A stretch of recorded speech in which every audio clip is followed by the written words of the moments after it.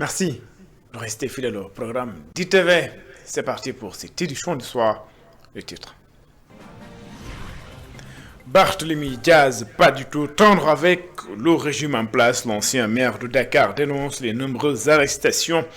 Il parle d'atteinte grave à la liberté d'expression. Le leader du mouvement Sénégal Bunipok demande à la justice de se prononcer sur son recours. Changement climatique, transition écologique. Dakar accueille la 4e édition de la semaine de l'énergie et du climat. Les acteurs veulent réfléchir sur les enjeux et proposer des solutions. Le plaidoyer est fait pour la promotion d'une justice climatique et la mobilisation des financements. Cas de fraude aux examens du baccalauréat et au BFM. Certains citoyens jugent indigne l'attitude des élèves qui s'adonnent à ces pratiques. D'autres plaident pour le renforcement de l'éducation des enfants. Voilà pour les titres. Le développement, c'est dans une poignée de secondes.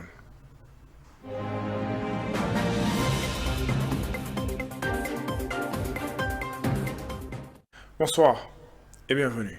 Tout d'abord, à cette information avec ce communiqué du ministère de l'Enseignement supérieur, de la Recherche et de l'Innovation en ce qui concerne le recrutement spécial de 500 personnels d'enseignement et de recherche. Le ministère justifie cette initiative par le but de faire face au déficit d'enseignants dont le supérieur au recrutement qui est conforme selon le ministère aux orientations formulées par le chef de l'État lors du lancement de l'agenda national de transformation de l'enseignement supérieur, de la recherche et de l'innovation Antesri le 17 juillet dernier, qui répond aux besoins urgents du renforcement du taux d'encadrement et cible des filières de priorité alignées à la vision Sénégal 2030, un recrutement donc spécial de 500 personnels d'enseignement et de recherche.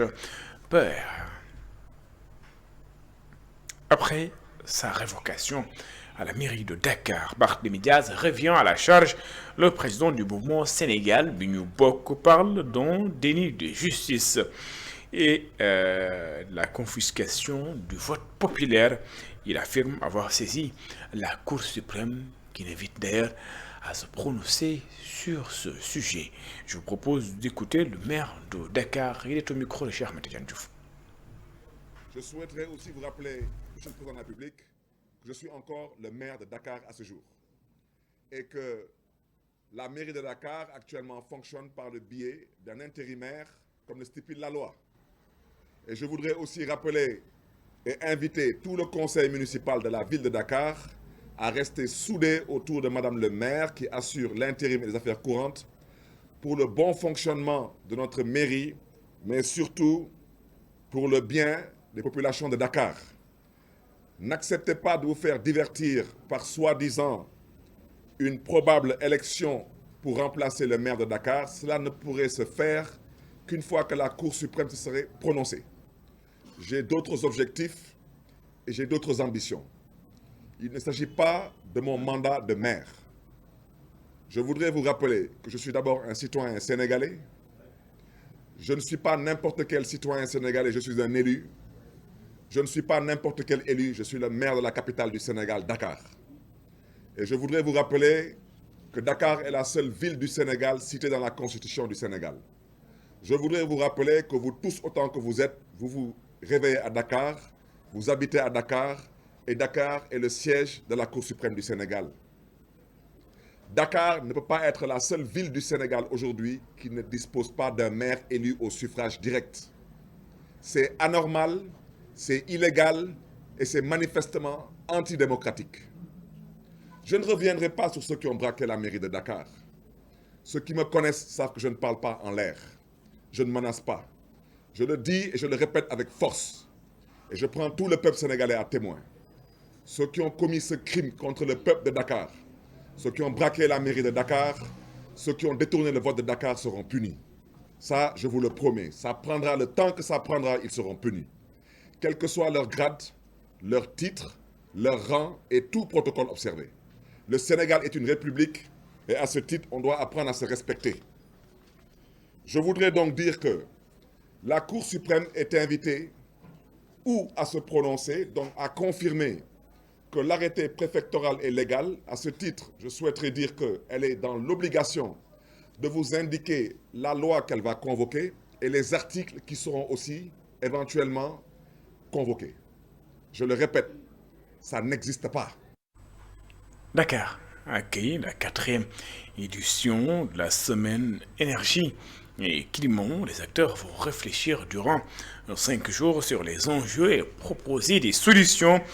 Il est essentiel, selon eux, d'accorder un regard particulier au climat et aux conséquences du changement climatique, la promotion de la justice climatique, la mobilisation des financements pour l'adaptation et les pertes des objectifs phares donc, de ces journées. Satou Diba et Sédman Diallo.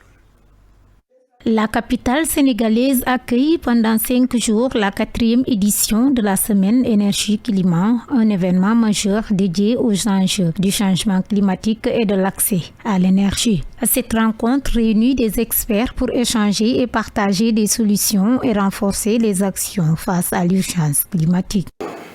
Notre vulnérabilité au changement climatique, liée au fait que nous sommes très sensibles aux impacts du changement climatique, mais également lié au fait que notre capacité d'adaptation au changement climatique demeure assez faible.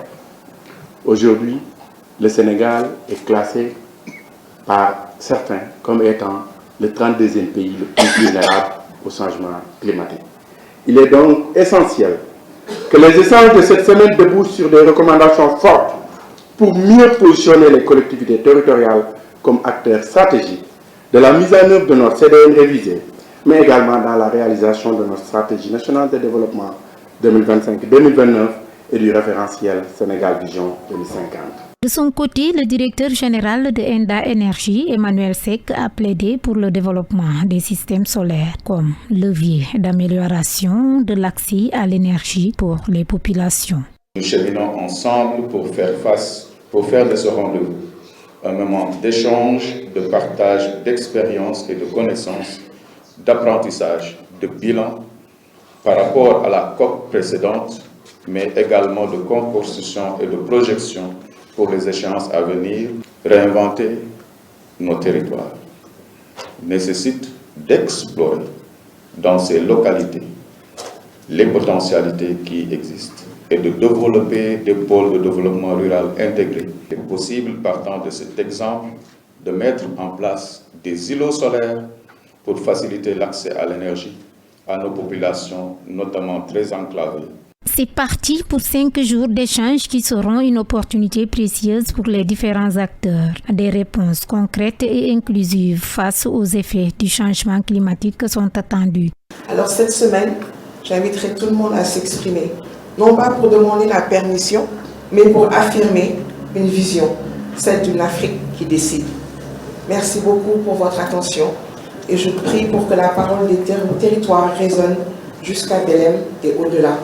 La semaine énergie-climat s'impose ainsi comme une plateforme stratégique pour renforcer la résilience du Sénégal et de la sous-région face aux enjeux environnementaux, avec comme thème réinvention nos territoires pour faire face à l'urgence climatique et dans une perspective de souveraineté économique en Afrique.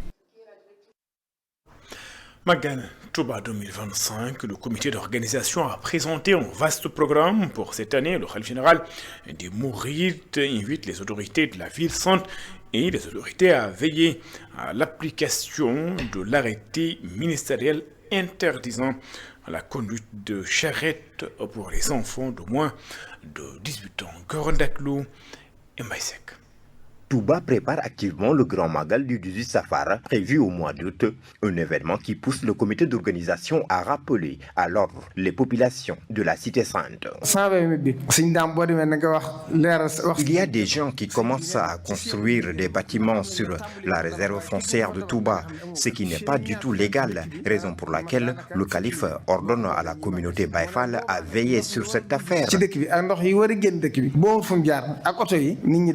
Concernant Concernant la sacralité de la ville sainte de Touba, le porte-parole du calife général des Mourides réitère l'engagement du patriarche de Darou Minam. Les interdits de Touba sont toujours valables et pour rappel, c'était une fatwa de Serigne Abdullah Khat renouvelée par Cheikh Mamadou Muntaha Mbacké. Serigne Bassirou Abdoul Khadr de rappeler également l'application de l'arrêté ministériel interdisant les charretiers de moins de 18 ans à Touba. Le khalife demande aux autorités de la ville de veiller à l'interdiction des enfants charretiers. Nous invitons la police et la gendarmerie à l'application des mesures nécessaires pour résoudre ce problème. En prélude au Grand Magal de Touba, le comité d'organisation étale déjà un vaste programme pour commémorer le départ en exil du père fondateur du mouridisme. La sortie du ministre Birame Souleye Diop pose en vérité le problème du débat politique dans notre pays. Quand certains parlent, c'est pour manifester leur désolation face à des discours stériles, trompeurs et même dangereux. Voici leur réaction dans ce reportage que nous propose Elisabeth Grastine. Ce taximan s'arrête au bord de la route pour donner son avis. Il prend la parole avec courage pour exprimer sa déception vis-à-vis des politiciens. Selon lui, au Sénégal, les débats politiques sont souvent trompeurs. Ils ne font que nous tromper. On n'a que des déceptions, même avec le nouveau gouvernement. Ils n'ont pas tenu leurs promesses. Je rappelle, Cet habitant de la capitale appelle quant à lui à des échanges plus apaisés et à éviter les tensions inutiles. Nous avons tout fait pour que ce gouvernement arrive au pouvoir. Maintenant, c'est à eux de jouer. Ils doivent se concentrer entre eux, discuter en interne et éviter les malentendus. S'ils se divisent, leurs adversaires en profiteront pour mieux régner. Donc qu'ils s'unissent pour faire le bien. Et s'il y a des problèmes, qu'ils les règlent entre eux, sans étaler ça devant tout le monde. De son côté, ce jeune homme estime que les débats politiques au Sénégal ne portent que sur des sujets qui freinent l'évolution du pays. Les politiciens, quand tu les écoutes, tu as l'impression qu'ils veulent tous la même chose, faire avancer le pays. Mais en réalité, il y a beaucoup de discorde entre eux et ça crée des polémiques. Et ce genre de climat, ce n'est pas bon pour un pays. Surtout ceux qui sont au pouvoir. Leur manque d'entente ralentit leur travail, alors qu'on n'a pas le temps.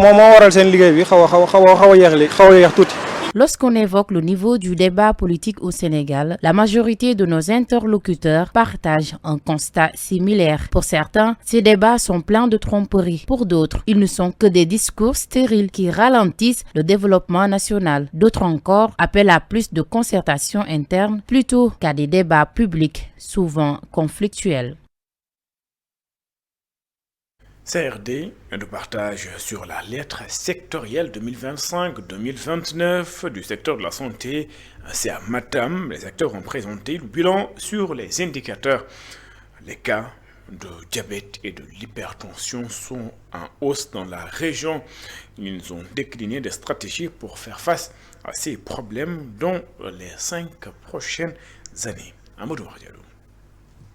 Dans le cadre du partage de la lettre de politique sectorielle pour la période 2025-2029, la direction de la planification de la recherche et des statistiques s'est rendue à Matam pour présenter le bilan des indicateurs de santé et de l'action sociale pour ces 5 dernières années. En ce qui concerne la 11e région, les signaux sont au rouge.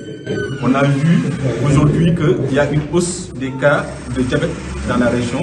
Donc là où la moyenne nationale est à 4,2, Matam est à 10%. Quand on prend aussi l'hypertension, donc là où le Sénégal est à 24, la moyenne nationale est à 24, Matam est à presque à 36%. Donc vraiment ce sont des indicateurs sur lesquels la région devra beaucoup travailler, n'est-ce pas, pour les améliorer davantage. Lors de cette rencontre, de nouvelles orientations stratégiques ont été déclinées pour les 5 prochaines années. Et parmi les nouvelles orientations stratégiques, nous voulons améliorer la gouvernance sanitaire, mais en mettant l'accent sur la digitalisation du secteur. La deuxième orientation stratégique, c'est de mettre l'accent sur la prévention des maladies, mais aussi la promotion de la santé. Donc la troisième orientation stratégique, c'est vraiment améliorer l'offre de soins de qualité, mais maintenant qui est centrée sur les populations. Et la dernière orientation stratégique, la quatrième, c'est vraiment développer la protection sociale. Concernant le financement du programme, l'État du Sénégal compte apporter sa contribution. Donc l'État s'engage à financer à hauteur de 1600,6 milliards et l'enveloppe globale, n'est-ce pas, pour la lettre tourne autour de 2260 milliards. Donc l'État va contribuer à hauteur de 71% et le reste nous allons le chercher au niveau du secteur privé. Cette nouvelle lettre de politique sectorielle du secteur de la santé et de l'action sociale, considérée comme l'une des parties composantes de l'agenda référentiel Sénégal Vision 2050, sera mise en œuvre au niveau des pôles territoires selon les autorités. Mamadou Mardiallo, cérémonie de graduation des bacheliers gabrielistes à Thiès, établissement célébrait l'excellence.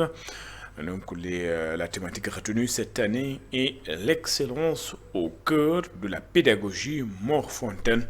Joseph Salomtine, donc supérieur provincial des frères de Saint-Gabriel de la province sénégalaise, est au micro de Sambassal. Une cérémonie de célébration des nouveaux bacheliers des écoles gabrielistes. Les écoles gabrielistes, comme vous le savez ici au Sénégal, sont un réseau assez important et dans ce réseau-là, il y en a qui ont des classes de terminale, il y en a qui n'ont pas de classe de terminale. Aujourd'hui, ce sont les écoles qui ont des classes de terminale qui ont réuni leurs bacheliers pour célébrer l'excellence des résultats qu'ils ont obtenus au baccalauréat 2025. Il s'agit donc sur Thiès du collège Saint-Gabriel, sur Tivaouane Peulh de l'institution Saint-François d'Assise, sur Malika de l'institution Saint-Louis-Marie-Grignon et sur sur Mbour, l'institution René Merceron de Mbour. Ça fait environ 500 bacheliers qui sont sortis cette année et que nous célébrons. Nous avons la joie de les célébrer. Parmi eux, il y en a qui ont commencé dès le CI et qui finissent, évidemment, ils vont quitter l'établissement et c'est l'occasion pour nous de les célébrer, de les encourager, de leur donner nos derniers conseils en vue de la poursuite de leurs études. À eux, donc, j'adresse mes vives félicitations pour leur réussite fulgurante, les résultats qu'ils ont obtenus au bac. J'adresse également mes félicitations à leurs parents, qui sont ceux-là qui les ont soutenus. Je le disais en titre, les nombreux cas de fraude enregistrés aux examens du baccalauréat et au BFM font parler au sein de l'opinion pour certains. Cela est tout simplement indigne et va à l'encontre des valeurs sénégalaises. Pour d'autres, il faut repenser l'éducation des enfants de Yalifal. Des pratiques qui continuent d'alimenter la toile, provoquant de nombreuses interrogations chez certains habitants rencontrés dans la capitale. Cet homme se dit profondément déçu. Selon lui, il est essentiel de savoir d'où proviennent ces épreuves, déjà corrigées que détiennent certains candidats. Quelque chose de très regrettable et décevant à la fois. Parce que pour moi, un élève ne doit pas faire de la tricherie. Parce qu'il est aspiré à avoir des diplômes. Et ces diplômes-là doivent lui servir. Donc c'est les élèves eux-mêmes qui doivent montrer le bon exemple. Pour moi, il y a plusieurs facteurs. Parce que d'abord, on doit se poser la question, où est-ce qu'ils ont eu ces corrigés-là? Pour moi, il faut une enquête approfondie pour pouvoir traquer tous les responsables. Pour ce père de famille, ces pratiques vont à l'encontre des valeurs sénégalaises. Vouloir réussir au détriment de sa dignité n'est selon lui ni éthique ni honorable. C'est dans nos éthiques, dans l'éthique sénégalaise, où il est légitime. L'essentiel, c'est d'atteindre son objectif. Quelles que soient les conditions, il faut y arriver. Qu'importe, que ce soit vendu ou bien donné à ses enfants ou bien à ses proches, ça n'a pas d'utilité, mais c'est des choses qui existent où on dit on va mesurer les gens et on permet que des gens s'en sortent. La quarantenaire pointe du doigt la négligence de certains parents. Selon lui, il est grand temps de repenser l'éducation des enfants. Mais j'interpelle les parents. Il est essentiel d'éduquer les enfants dès le bas âge. Les parents doivent pleinement assumer leurs responsabilités envers leurs enfants. Chaque année, les examens du baccalauréat et du BFM représentent une étape décisive pour des milliers d'élèves à travers le Sénégal. Mais au-delà de l'enjeu académique, une réalité plus sombre refait surface, la fraude. Un phénomène qui continue d'alimenter les débats sur la toile. À Dakar, certaines personnes rencontrées n'ont pas manqué d'exprimer leur indignation face à ces pratiques. Un mot de sport dans cette édition. La saison 2024-2025 s'est clôturée avec la finale de la Coupe du Sénégal Génération Foot, sacré champion devant le Jaraaf de Dakar, 1-0 hier au stade Léopold Sédar Senghor. Cette saison a été riche donc en suspense et rebondissement. Diansi. Neuf comme au premier jour de son inauguration, le Stade Amitié a accueilli la rencontre Génération Foot Jaraaf pour cette dernière de la saison. Considéré comme le challenger, Génération Foot a vite douché les nombreux supporters du Jaraaf de Dakar grâce à son but marqué dès la 15e minute de jeu et remporte le match au terme des 90 minutes. Avec cette victoire, Génération Foot remporte pour la 3e fois la Coupe du Sénégal et grâce à ce succès, le club de Denis Biramdao va représenter le Sénégal à la Coupe CAF. Le Jaraaf de Dakar, vainqueur du championnat national de football cette année, avec 54 points, rêvait de faire un doublé. Mais les hommes du coach Malik Daf ont vu le rêve s'envoler. Toutefois, le Jaraaf va jouer la Ligue des champions africaine l'année prochaine grâce à son titre de champion du Sénégal. Walidane de Thiès s'est également illustré cette saison en remportant la Coupe de la Ligue. Du côté des statistiques individuelles, il y a du chemin à faire car le meilleur buteur de la saison 2024-2025, Pape Doudou Diallo de la Linguère de Saint-Louis, n'a inscrit que 11 buts. La saison qui a pris fin hier va reprendre officiellement le 8 octobre 2025 au grand bonheur des amateurs de football. C'est la fin de cette édition. Merci de l'avoir suivi. Excellente suite du programme sur les antennes d'ITV. Je vous donne rendez-vous juste après cette édition dans votre émission L'invité de la rédaction. Je reçois ce soir Titi Camara. Il est candidat à la présidence de la Fédération sénégalaise de football. Nous allons bien sûr parler de football, de son programme. À tout de suite.